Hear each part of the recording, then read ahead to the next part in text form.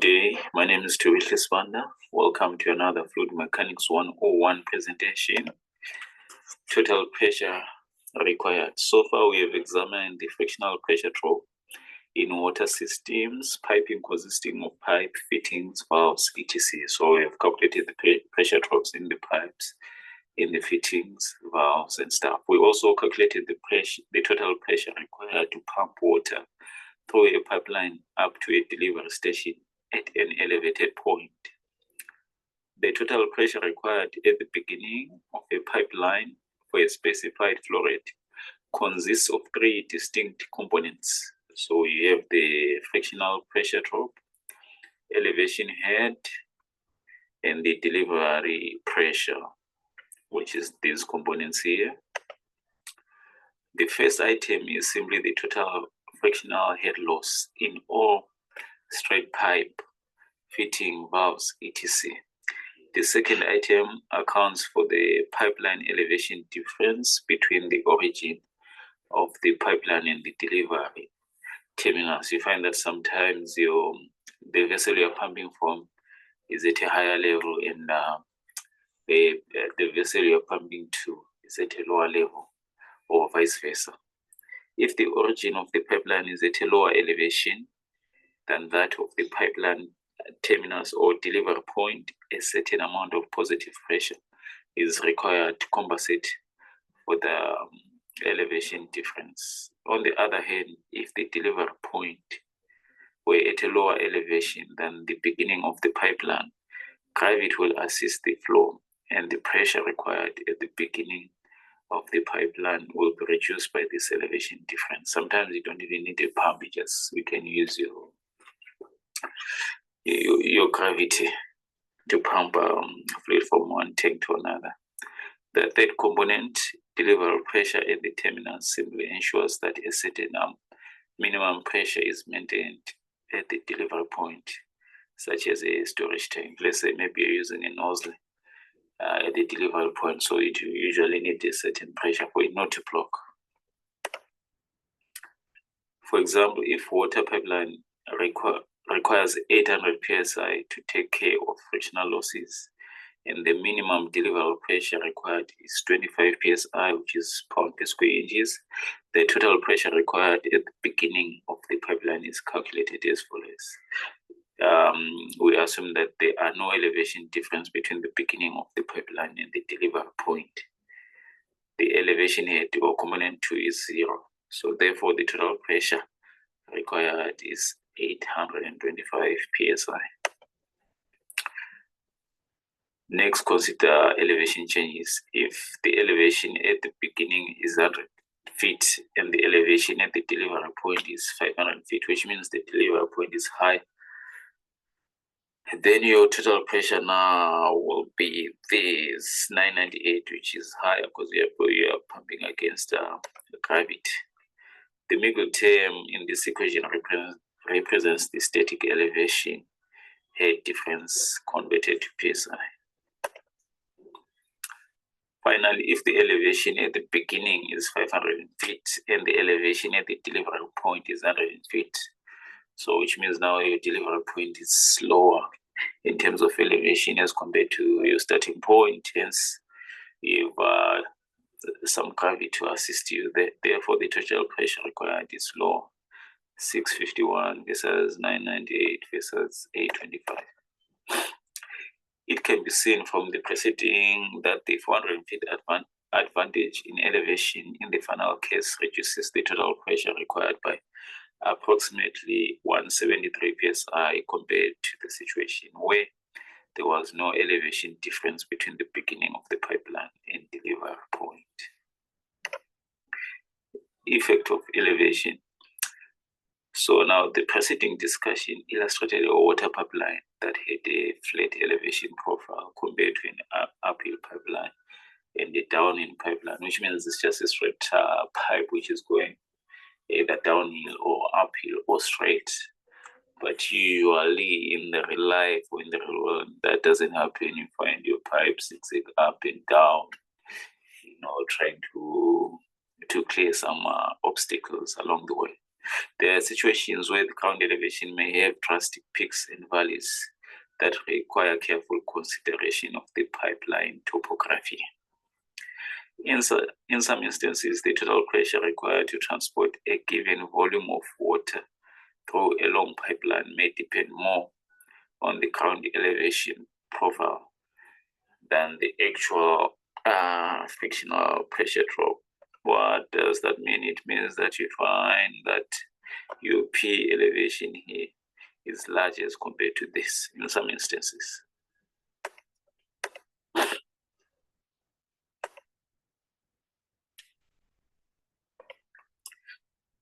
In the preceding examples, we calculated the total pressure required for a flat pipeline is 825 psi, and an uphill pipeline to be 998 psi. In the uphill case, the static elevation difference contributed to 17% of the total pressure required. So, which means now the major component of the total pressure was due to pressure drop along the pipeline. Thus, the frictional component was much higher than the elevation component. We will examine a case where the elevation difference in a long pipeline detect the total pressure required more than the frictional head loss. It does happen sometimes. So in this, we have an example, a 20-inch with a 0.375-inch wall thickness water pipeline, 500 miles long, has a ground elevation profile as shown in the figure below. So your starting point, it's at 600 feet. Versus your delivery point, it's at a height of 2,300 feet. So the scale is this scale is in feet. It's in feet, yes. And this is your miles. Right, so this is your hydraulic pressure gradient or pressure at a certain hydraulic pressure at a certain point. Right. The elevation at Corona is 600 feet and at Red Mesa is 2,350 feet.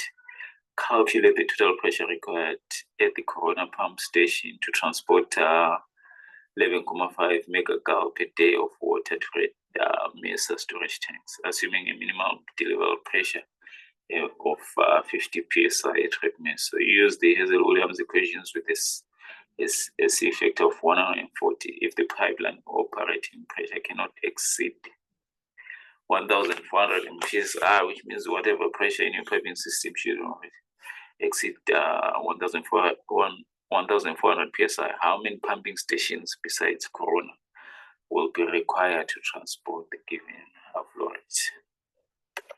So our solution, the flow rate Q in gal per minute is that, so you convert that megagal per day to gallons per minute, you get that is 7,986.11 gal per minute, which is gallons, US gallons per minute. So now we want to calculate the pressure drop, is the head loss in psi per mile of pipe using the Hazel-Williams equations. Just as a recap, this is the Hazel-Williams equation. So we use this one where H is your frictional loss, feet of water per 1,000 feet of pipe. Then this is just a factor Q, your flow rate in gal per minute, C, which is your Hazel-Williams factor given as 140 to the power of 1.852 multiply 1 by divided by D, which is your inside diameter of pipe in inches. So, sorry, I used this one, the third one, where P is frictional loss, which is PSI per mile of pipe. So plugging in the values, we get that the pressure drop is 23.76 psi per mile. So therefore frictional pressure drop is 23.76 psi per mile, which, so remember we said the pipe it's 500 mile long, so multiply this 23.76 by 500 here to get the total pressure drop. So the total pressure Total pressure required at corona is calculated by adding the pressure drop due to friction to the deliverable pressure required at red mesa and the static elevation head between corona and red mesa. So we have this a pressure drop due to friction, which we have calculated elevation. We need to calculate it per delivery. We're given as 50 psi. This we calculate that. So we're told the elevation difference is that. So divide by 2.31 to convert it to feet. You get this to psi, sorry. So 11,880 plus 757.58 plus 50, you get 12,688 psi. Since a total pressure of 12,688 psi at corona far exceeds the maximum operating pressure of 1,400 psi, it is clear that we need additional intermediate booster pump station besides corona. So you find that if you're transporting water for a long distance, you just wouldn't use a pump here, then use to transport water like 100,000 miles away. You have some pump station. This same applies to how electricity is transported or is transmitted from one point to another. You have substations, right? So that's the same thing. So the approximate number of pump stations required without exceeding the pipeline pressure of 1.5 psi is that you divide the total pressure required over the pressure rating of your pipe. So 9.06, so you need 10 pump stations. With 10 pump stations, the average pressure per pump station will be, so which means each pump, we have to pump 1,269 psi. So I deliberately use water for my presentations. The reason is why you find that water is used in water treatments, is used in agriculture, is used in industry. So if you know how to do your calculations using water, it becomes simpler just to transfer the knowledge to other fluids. And also for those people, even if you're not an engineer, but you're into farming and stuff like that, you have a dam somewhere, you can take these calculations, you calculate how much pumps you need, how many pumps you need, so that you can do your irrigation system and you can do it as efficient as possible. You know what I mean? These equations can use